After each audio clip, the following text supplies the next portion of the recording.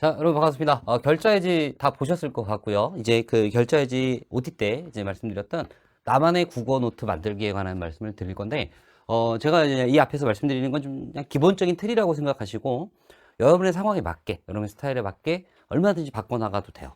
그러니까, 선생님이 정확하게 뭐 어떻게 하는지 잘 모르겠어요. 모를 수 있죠. 저는 이제 큰 틀만 얘기할 거거든요. 근데 이제 얘기를 듣고 혼자서 이렇게 조금씩 하다 보면, 이렇게 하라고 했는데 난 이렇게 하는 게 더 낫겠다. 또 저렇게 하는 게 낫겠다. 그런 생각들이 들 거예요. 중요한 거는 구체적인 방법론이 아니라 이 기출 노트를 어떤 취지로 만들고 어떻게 활용할 거냐. 그 얘기를 좀 잘 듣다 보면 그러면 그런 취지로 사용할 거면 어떻게 나는 만들 거야. 뭐 약간 이런 게 훨씬 더 좋을 것 같아요. 자, 첫 번째는 이 1월 달부터 이 노트를 만들라고 말씀드리는 이유는 한 8월, 9월, 10월쯤 되면 2월 달에 뭘 공부했는지 기억이 안 나요. 물론 까먹어도 되는 게 있지만 이 1, 2월 달 이 초반에 공부했던 것들이 좀 남아서 8월, 9월, 10월에 여러분들의 공부에서 좀 미진했던 것들을 채워주는 경우도 생길 수 있는데 우리는 이 초반부 공부와 후반부 공부가 잘 연결이 안 되더라고요. 그래서 약간 초반 공부를 좀 기록해 놓는다는 거 하나 있고요. 또는 아직은 여러분들이 이 국어에 대해서 잘 모르는 단계이기 때문에 지금 정리하는 것들이 약간 틀린 게 있을 수 있어요. 그러니까 지금 이런 거구나 이렇게 깨달았는데 나중에 9월달 10월달쯤에 딱 보면 이때 왜 이렇게 생각했지? 라는 것들이 들 겁니다. 그게 결국 뭘 보여주는 거예요? 우리의 발전을 보여주는 거예요. 그런 거 확인도 좀 하고 좀 놓칠 것도 좀 안 놓칠 수 있게 좀 기록해 놓는다는 점에서 좀 의미가 있을 것 같고요. 또 지식적인 측면에서도 그냥 머릿속에 희미하게 남아있는 거랑 분명하게 자료화 시켜 놓는 거랑 정확성의 정도가 달라질 수 있습니다. 그래서 이런 취지로 하는 거니까 방법은 여러분이 만드셔도 돼요. 사실 이거 안 듣고 자기 스타일로 그냥 노트가 알아서 만들 거야. 이래도 상관없어요. 다만 여러분의 이제 선배들도 이런 걸 제가 시켰을 거 아니에요. 특히 이제 현장 같은 경우에는 몇 명의 학생들을 좀 집중적으로 시켰었는데 그런 학생들이 했던 어떤 시행착오들을 여러분이 또 겪을 필요는 없잖아요. 그러니까 굳이 남들이 잘못했던 길을 또 가려 하지 마시고 제가 좀 기본적인 거 안내해 드릴 테니까 이 가이드를 좀 고려해서 나만의 국어 노트를 만들었으면 좋겠다. 자, 일단은 뭐 노트 한 권이 준비가 돼야 될 것 같고요. 그 노트는 두꺼울수록 좋을 것 같아요. 나 1년 동안 공부를 정말 많이 할 거다. 그럼 진짜 많이 두꺼워야 되고, 뭐 그렇게 많이 할 생각은 없다. 왜냐면 뭐 9월 원정 나오고, 나한테 더 중요한 건 수학이다. 그럼 사실 수학 공부부터 많이 하셔야 되잖아요. 그러니까, 일단은 너무 욕심내서 뭐 엄청 두꺼운 거 할 필요는 없지만, 문방구나 이런 데 갔을 때 비교적 좀 두툼한 라인에 있는 걸 골라주셨으면 좋겠어요. 그래서, 제가 이렇게 잡아보니까 대략 문학만, 제 욕심이에요, 제 욕심. 문학만 한 200페이지, 독서랑 문법이랑 화법이랑 자문까지 하면 300페이지가 필요하더라고요. 그래서 한 번에 300페이지짜리 해도 되고, 아니면 좀 얇은 거 여러 개를 해서 뭐 문학 따로, 뭐 독서 따로 이렇게 하셔도 되고. 근데 아마 그럴 거예요. 공부를 하시다 보면, 지금은 뭘 적으라는 거 이런 느낌이 들지만, 공부를 하시다 보면 적을 게 늘어날 겁니다. 그러면, 애시당초 두꺼운 걸로 할 걸 그랬나? 뭐 이런 생각도 들 수 있고요. 뭐 중간에 바꾸셔도 돼요. 그러니까 한 번에 뭐 11월 우리 수능 볼 때까지 막 이렇게 쓸 수 있는 걸 만들면 좋겠지만 그게 아니면 중간에 좀 두꺼운 노트로 바꾸든지 뭐 해도 되는 거니까요. 너무 그런 거 스트레스 받지 마시고 일단 설명 한번 쭉 듣고요. 그럼 나는 어떤 식으로 하겠다 이렇게 마음 먹고 바로 이제 이어지는 공부에서 자기 거 만들어 가시면 됩니다. 일단은 문학부터 말씀을 드릴게요. 줄기가 되는 파트는 이렇게 4개가 있어요. 현대시, 고전대 소설, 고전시가, 고전 이게 사실 메인이죠. 그리고 해에 따라서 수필이 뭐 같이 나올 수도 있고요. 극문학, 희곡, 시나리오가 같이 나올 수도 있어요.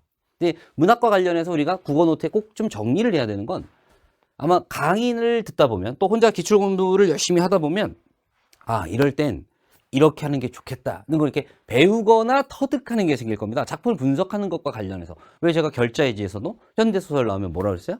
인물과 공간, 뭐 고전소설 나왔을 때 뭐 이런 얘기 막 했었잖아요. 그런 것들을 정리하는 거예요. 근데 제가 이제 시 수업을 하다 보면 이런 말을 입에 막 붙여요. 구조가 같으면 뜻도 같다 이런 말을 막 할 거예요. 그게 나름 분석법이거든요. 그러니까 시가 나왔을 때 뭐 화자를 찾자, 뭐를 하자, 뭐 이런 분석법이 아니고 우리가 시를 읽다가 만약에 위의 행과 밑의 행이 구조가 같으면 이게 사실상 같은 말을 2번 하는 거예요. 이런 것들을 수업 시간에 알려드릴 거고 여러분도 공부하다 보면 깨닫게 됩니다. 그래서 작품을 분석하는 것과 관련된 것들을 정리하는 파트가 하나 있어야 돼요. 얘대로 좀 모아가야 됩니다. 그 다음 2번째, 공부를 또 하다 보면 이제 이론을 정리하게 되는데 이걸 모든 이론을 다 정리할 필요가 없어요. 예를 들어서 내 공감각을 내가 알아. 공감각은 감각의 전이지 뭐 시각의 청각화 같은 거야. 근데 3월 학평을 풀었는데 답은 찾았는데 선지 하나 해결을 못했는데 그게 공감각이냐고 물은 선지야. 근데 작품을 보니까 공감각인 것 같기도 하고 아닌 것 같기도 해서 시험 볼 때 결정을 못한 거예요. 그러면 공간각 다시 한번 개념 정리하시고 그 시험에 나왔던 사례 적어서 이건 공간각이다 아니다 체크해 놓고 어떤 식으로 공부하는지 아시겠죠? 그러니까 공부하는 모든 것을 여기다 다 적으라는 게 아니라 분석법은 배우는 대로 적어 놓는 게 좋아요. 그러나 이론 정리 같은 경우에는 모든 걸 다 적는 게 아니고 내가 좀 약했던 것들 수업을 듣다 보면 나 이런 줄만 알았는데 저런 것도 있구나 그럼 한번 적어보는 거죠. 그래서 그렇게 하시면 될 것 같고 제일 메인이 되는 건 사실 이건데 오해의 소지도 많습니다. EBS 작품을 정리해라 그러면 또 그런 얘기 나올 수 있어요. 학생들 중에 아니 EBS를 암기하라는 거냐 왜 구닥다리 얘기를 하고 있느냐 우리 수능 준비를 해야 돼 이런 말 할 수 있는데 EBS를 여기다가 다 옮겨 적어서 막 외우라는 뜻이 아니고요. 아마 계약을 3월 달에 계약을 하면 계약해서 수능 볼 때까지 아마 학교에서 계속 EBS 연기 규제를 선생님들이 다뤄주실 거예요. 그리고 뭐 인강을 듣든 뭐 모의고사를 보든 다 EBS 연기 작품들이거든요. 근데 얘네들이 다 흩어져 있어. 학교에서 공부한 거, 뭐 인강 들은 거, 뭐 현장 들은 거, 나 혼자 한 거 다 흩어져 있습니다. 그래서 얘네들을 좀 한 권으로 좀 모아놓는 게 10월 달 공부하기가 편해요. 그래서 한 작품 기준으로 10줄 내외, 뭐 꼭 10줄 채울 필요도 없어요.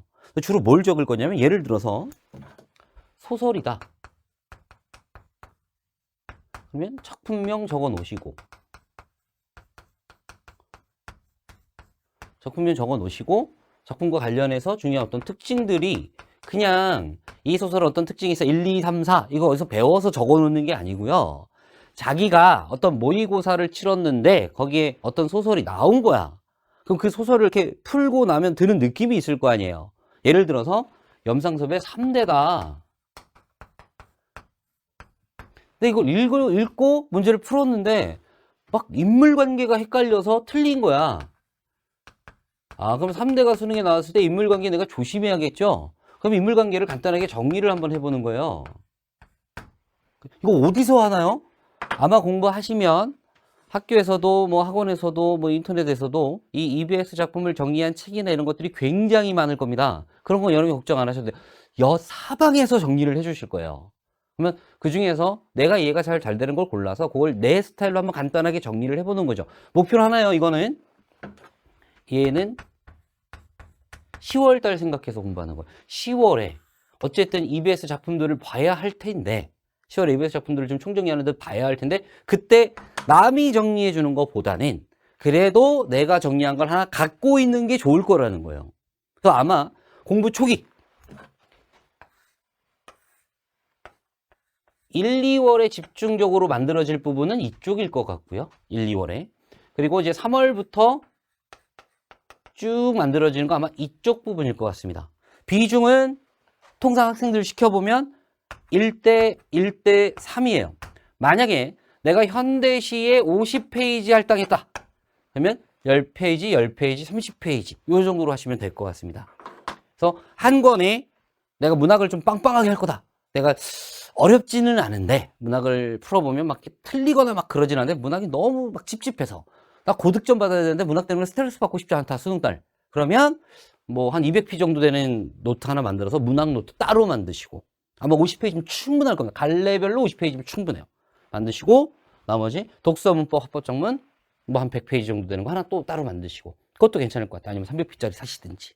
근데 이거는 정말 많이 했을 때 기준으로 말씀드린 거니까 이게 다 채워지긴 좀 힘들 겁니다. 자, 그렇게 보시면 될 것 같고 극수필은 현대시나 현대소설이 각각 50페이지 정도라면 제 반 정도 하시면 돼요. 반도 안 될 겁니다. 한 20페이지 정도?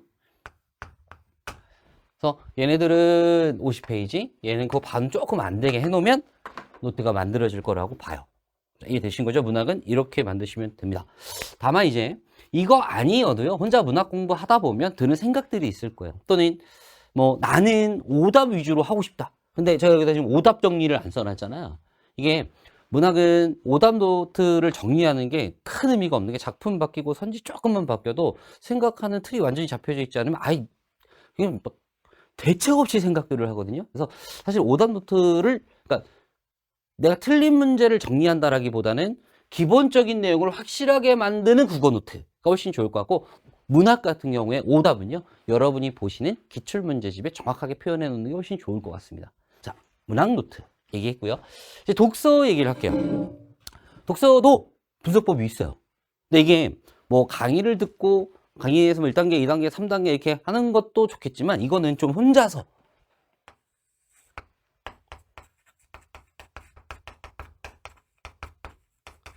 터득해 가는 게 훨씬 좋아요. 그래서 초반부에는 뭘 알아야 터득이 되죠. 그러니까 공부 초반부에는 터득할 게 별로 없을 거예요.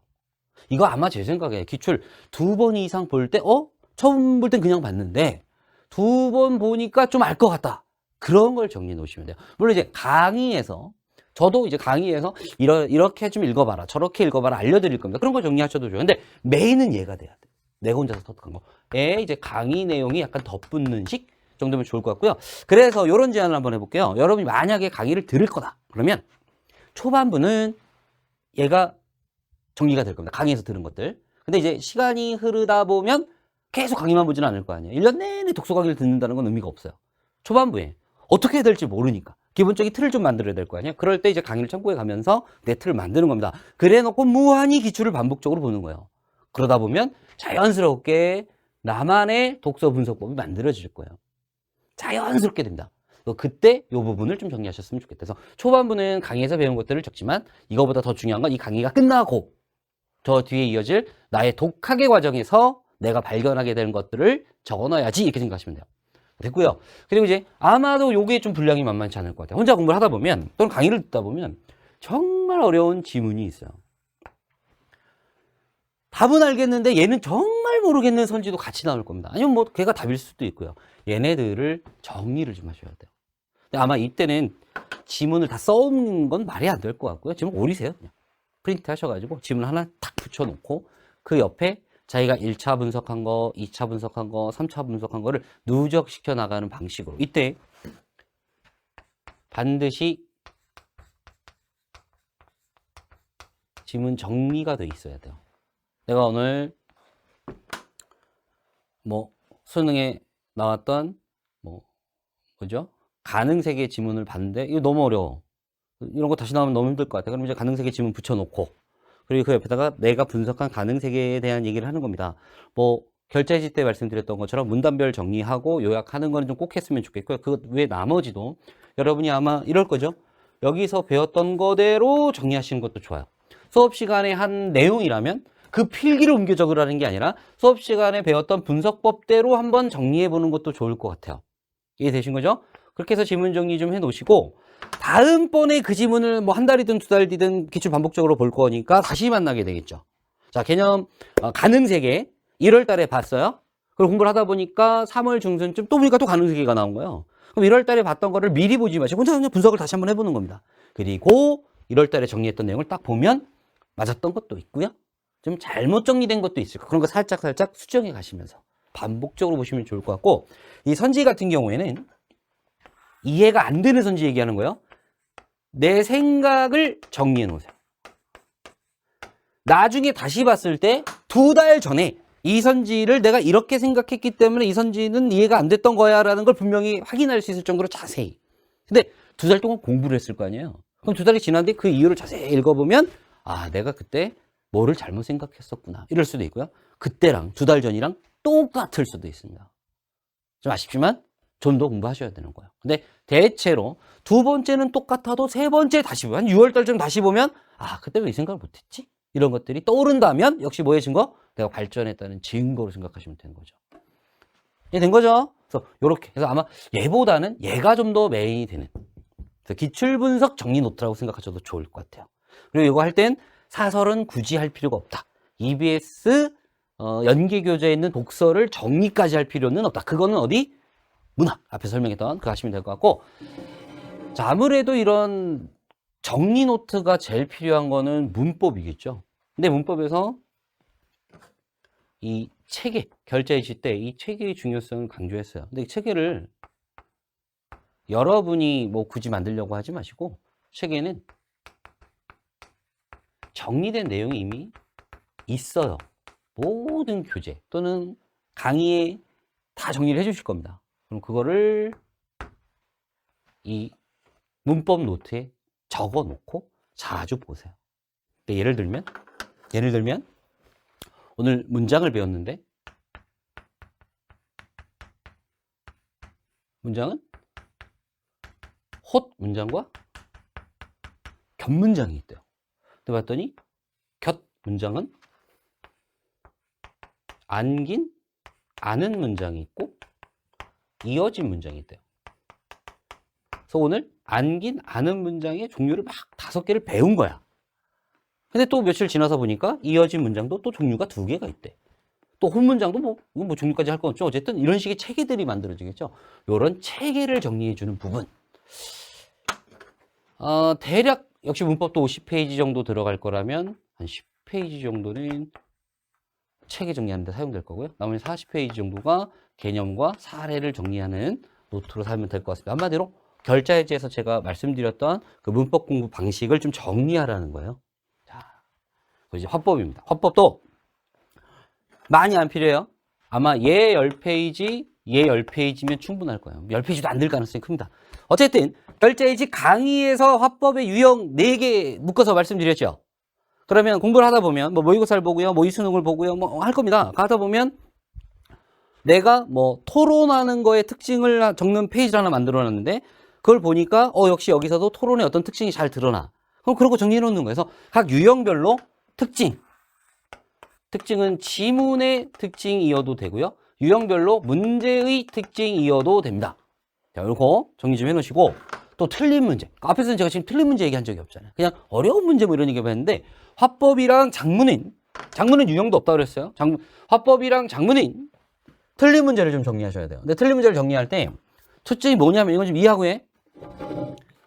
대화를 하든 학생이 글을 썼든 뭐 신문 기사가 나오든 거기 있는 내용이랑 선지의 내용이 표현이 안 바뀌었으면 여러분이 틀렸을 리가 없어요. 여러분이 뭔가 고민해서 맞을 수 있지 않아 하다가 이렇게 틀려나간 이유는 지문에 있는 내용과 또는 자료에 있는 내용과 1, 2, 3, 4, 5 그 번호 매겨진 걸 선지라고 불러요. 그 선지의 내용이 표현이 바뀌었기 때문에 그래요.